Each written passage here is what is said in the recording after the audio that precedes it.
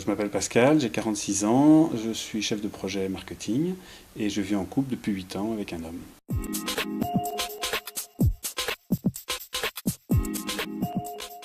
Ce qui me fait bondir, c'est vis-à-vis des enfants. C'est la priorité, on n'en parle pas assez, on parle beaucoup du droit à l'enfant, mais pas assez du droit de l'enfant. Moi, j'ai eu effectivement ce désir d'enfant à un moment.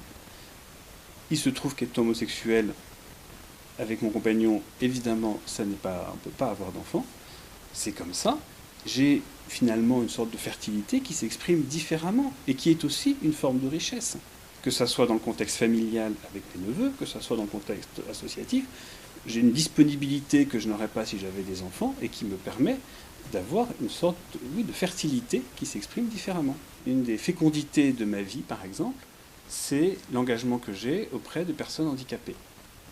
C'est quelque chose que je ne pourrais pas faire si j'étais en charge d'enfants.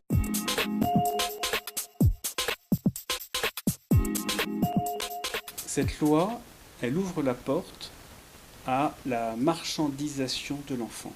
Je veux un enfant, donc j'en achète un avec une mère porteuse, avec un père d'honneur, et on ne se pose pas la question de savoir dans quel contexte l'enfant arrive, de quoi il a besoin.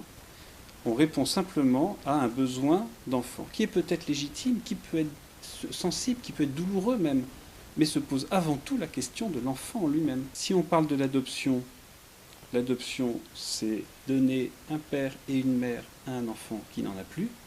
C'est pas fournir des gosses à des gens qui sont en mal d'enfant. Je suis un peu dur dans mes termes, mais c'est ça. Et si ça n'est pas l'adoption, l'autre solution, c'est la PMA ou la GPA. Et à ce moment-là, on bascule dans la marchandisation des enfants.